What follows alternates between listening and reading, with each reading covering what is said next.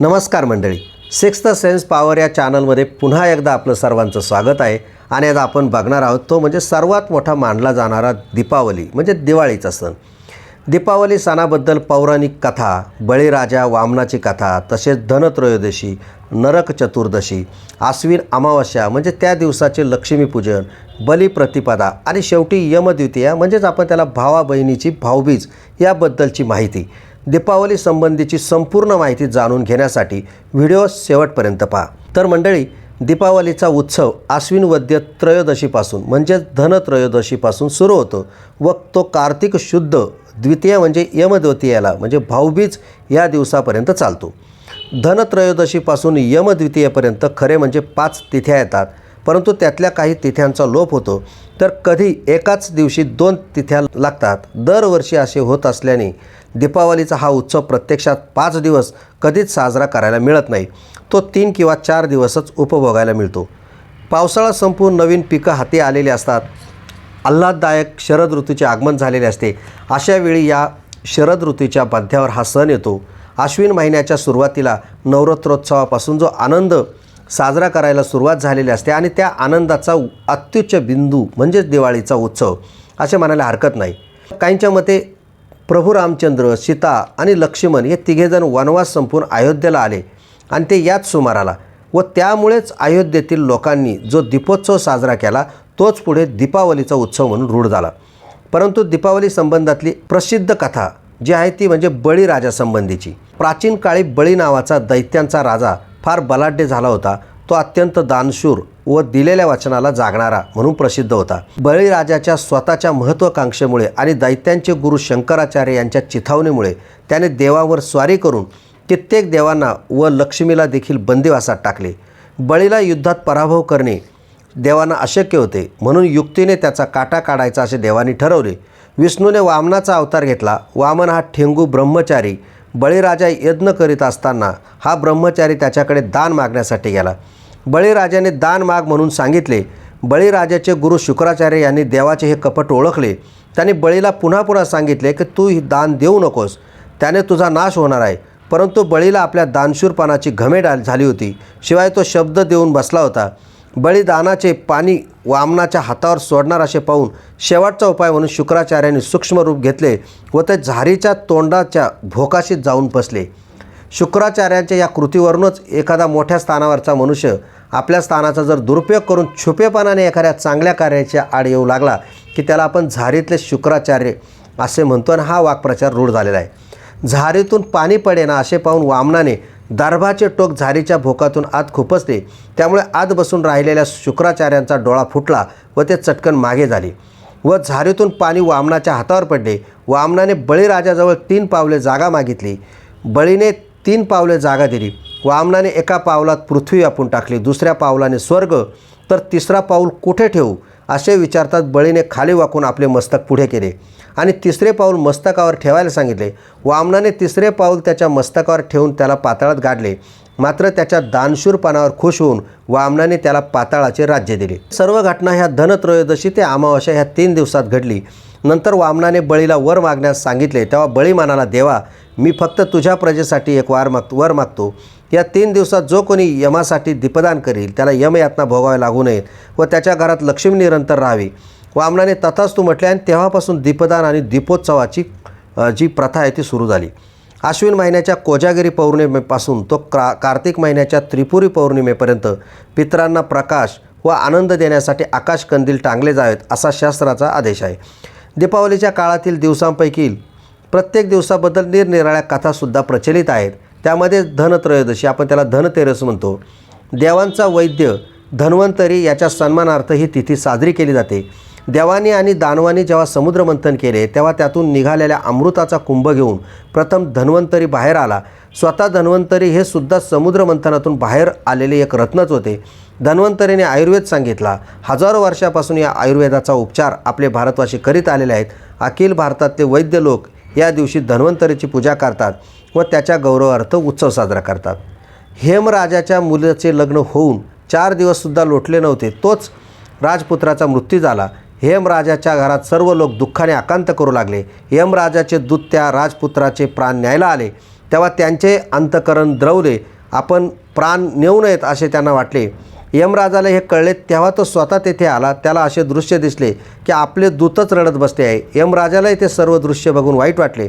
शेवटी थोडा वेळ विचार करून यमराजाने सांगून टाकले की जे लोक आजपासून 5 दिवस आपल्या घरापर्यंत रोज दिवे लावतील त्यांना अपमृत्यूचे भय राहणार नाही. आणि या घटनेवरून धनत्रयोदशीच्या दिवसापासून घरोघरी दिवे लावण्याची प्रथा सुरू झाली. व्यापारी लोक या दिवसाला धनतेरस म्हणतात. दुकानांची तसेच घराची साफसफाई, दिवाळीची खरेदी, घराची किंवा दुकानांची सजावट या गोष्टी या दिवसापासून सुरू होतात. नंतर नरक चतुर्दशी. आता सामान्य लोकांच्या दृष्टीने दिवाळीची खरी सुरुवात ही या दिवशी होते. लोक भल्या पाठे उठतात, दिव्यांचा झगमगाट, सुगंधी उठणे अंगाला लावून स्नान करतात. स्नान करताना पायाखाली कारिंटे चिरडून किंवा आपण नरकासुराला पायाखाली चिरडले असे मानतात. फटाके वाजवून दिवाळीचे विविध पदार्थ खाऊन हा दिवस साजरा होतो. प्रागज्योतिषपूर नगराचा राजा नरकासूर हा बलाढ्य होता. त्याने कित्येक देवांचाच नव्हे तर देवांचा राजा इंद्र याचा देखील पराभव केला. त्याने इंद्राला त्याच्या सिंहासनावरून हाकलून दिले व त्याची छत्र चामरे हिरावून घेतली. तो अतिशय अन्यायी व जुलमी होता. त्याची प्रजा देखील त्याच्या अत्याचाराला विटलेली होती. श्रीकृष्णाकडे जेव्हा नरकासुराविषयी अनेक तक्रारी आल्या तेव्हा त्याने नरकासुराचा वध करण्याचा निश्चय केला. त्याने नरकासुराचा वध करण्यासाठी आपल्याबरोबर आपली पत्नी सत्यभामाईला घेतले व तिच्या हातून अश्विन वद्य चतुर्दशीच्या पहाटे नरकासुराचा वध केला. मरताना नरकासुराने वर मागून घेतला की या दिवशी सर्वांना पहाटे मंगल स्नान करावी व हा दिवस दिवे लावून साजरा करावा. कृष्णाने तथास्तु म्हटले व तेव्हापासून नरक चतुर्थीच्या दिवशी पहाटे मंगल स्नान करण्याची आणि दिवे लावून दिवस साजरा करण्याची प्रथा पडली. नरकासुरावर विजय मिळवता श्रीकृष्ण आणि सत्यभामा यांनी नरकासुराने पळवून आणून बंदिवासात ठेवलेल्या 16,000 कुमारिकांची सुटका केली. त्या कुमारिकांनी श्रीकृष्णाची मनोभावे पूजा केली व त्याला आपला पती मानले अशी सुद्धा कथा आहे. आश्विन अमावस्या ही या दिवशी लक्ष्मीपूजनाचा कार्यक्रम असतो. व्यापारी लोक आपल्या दुकानातील जमा खर्चाच्या व देण्या घेण्याच्या वह्यांची पूजा करतात. घरोघरी लक्ष्मीची पूजा आणि प्रार्थना केली जाते. वामनाने बळीराजाला पाताळात गाडून लक्ष्मीची सुटका केली. या अमावस्याच्या दिवशी केली म्हणून लक्ष्मीच्या सुटकेचा आनंदोत्सव ह्या दिवशी साजरा केला जातो. आता बलिप्रतिपदा, त्याला आपण पाडवा म्हणतो, या दिवशी विक्रम संवत सुरू होतो म्हणून या दिवसाला देखील नववर्षाची सुरुवात मानण्याची प्रथा आहे. व्यापारी लोक या दिवसापासून आपल्या नवीन व्यापारी वर्षाची सुरुवात करतात व नवीन जमा खर्चाच्या वह्या नववर्षासाठी उघडतात. अत्यंत पवित्र मानलेल्या 3.5 मुहूर्तांपैकी हा एक आहे. मुलीच्या लग्नानंतर येणारी पहिलीच दिवाळी असेल तर जावयाचा सन्मान करण्यासाठी व त्याच्या जवळच्या नातेवाईकांनाही प्रसन्न करण्यासाठी मुलीचा बाप या दिवशी जावयाच्या दिवाळ सण साजरा करतो आणि जावई आणि त्यांचे जवळचे नातेवाईक यांना जेवायला बोलावून त्यांना भेटवस्तू देतो. या दिवशी पत्नीने पतीला ओवाळण्याची प्रथा आहे. तिच्या ओवाळणीत पतीने तिला प्रिय असलेली वस्तू टाकावी आणि परस्परांचे प्रेम वृद्धिंगत व्हावे अशी या ओवाळण्यामागची अपेक्षा असते. बळीराजाला वामनाने पाताळात गाडले परंतु त्यांच्या दानशूरपणावर वामन म्हणजे विष्णू इतका प्रसन्न झाला की तो बळीला म्हणाला, तुझा अलौकिक दानशूरपणा पाहून मी अतिशय प्रसन्न झालो. मी तुला पाताळाचे राज्य देतो व तुझी सेवा करण्यासाठी मी स्वतः तुझ्या महालाचा द्वारपाल होतो. एवढेच नव्हे तर लोक आजच्या या दिवसाचे तुझ्या नावाने स्मरण करतील व त्याला प्रतिपदा असे म्हणतील.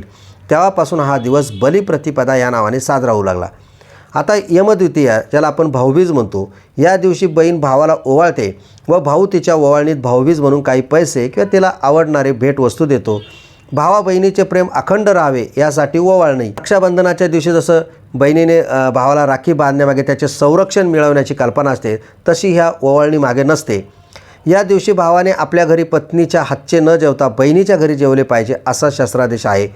या बाबतीतही काही कथा आहे. म्हणजे यम हा नेहमीच कामात असतो आणि त्याला आपल्या बहिणीकडे जायला वेळ मिळत नाही. परंतु एकदा तो कार्तिक शुद्ध द्वितीयेच्या दिवशी आपल्या बहिणीकडे गेला. भावाच्या अचानक येण्यामुळे बहीण यमी अत्यंत आनंदित झाली. तिने त्याला पंचारतीने ओवाळले व स्वतः अन्न तयार करून त्याला जेवू घातले. यमाने देखील त्या आपल्या लाडक्या बहिणीला वस्त्रालंकाराची भेट दिली. यमीचे बंधुप्रेम त्यांच्या भेटीच्या वेळी प्रकट झाले. त्याचेच अनुकरण करण्याचा प्रयत्न म्हणून हा भावबीजेचा सण साजरा करीत असतो.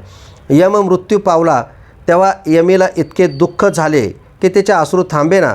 दिवस संपला या गोष्टीचे सुद्धा तिला भान राहिले नाही. तेव्हा दिवस संपल्याचे तिला कळावे म्हणून देवांनी मुद्दाम रात्र निर्माण केली. मग यमीचा दुःखावेग हळूहळू शांत झाला. तेव्हापासून यमीचे बंधुप्रेम सूचित करण्यासाठी भाऊबीज साजरी करण्याची प्रथा पडली. आपला भाऊ यमापासून वाचावा ही या दिवशी प्रत्येक बहिणीची मनोमन प्रार्थना असते. यमुना नदीत ह्या दिवशी स्नान करणे अत्यंत पवित्र मानतात. भाऊ नसल्यास चंद्राला भाऊ मानून त्याला ओवाळण्याची प्रथा आहे. हिंदू धर्मीयांच्या सर्व सणांमध्ये दिवाळी हाच जास्तीत जास्त आनंदाचा सण आहे. आपली सर्व दुःख विसरून प्रत्येक हिंदू या सणाचा आनंद लुटत असतो. धनत्रयोदशीच्या आणि बळीराजाच्या कथेमुळे निदान या दिवाळीच्या दिवसात तरी आपल्यावर काही विघ्न येणार नाही असा विश्वास त्याला मनामन वाटत असतो. दिवाळीच्या सणाच्या निमित्ताने घरात नवीन वस्तू येतात. घरातील माणसांच्या अंगावर नवीन कपडे अलंकार चढतात. गोडधोड खायला मिळते. नातेवाईकांच्या भेटीगाठी होतात आणि जीवनात एक प्रकारचे नवचैतन्य असते. तर मंडळी, दिवाळीचा जो सण उत्सव असतो किंवा दिवाळीच्या ज्या काही गोष्टी असतात, आपण भाऊबीज वगैरे सर्व गोष्टी, त्यामध्ये ज्या कथा आहे, प्रचलित कथा आहे, त्या कथा वादविवादाच्या भानगडीत न पडता त्यापासून आपल्याला काय मिळते किंवा कोणत्या गोष्टी किंवा जो आनंदाचा उत्सव कसा साजरा केला जातो, ज्या चांगल्या गोष्टी त्या आपण घेतल्या पाहिजे आणि आपल्या जुन्या परंपरा आहेत त्या आपण जर पाळल्या तर त्यापासून आनंदाची निर्मिती होत असते. तर मंडळी, हा व्हिडिओ तुम्हाला जर आवडला असेल तर नक्की लाईक करा आणि तुम्ही जर नवीन असाल तर चॅनल सबस्क्राईब करायला विसरू नका. धन्यवाद.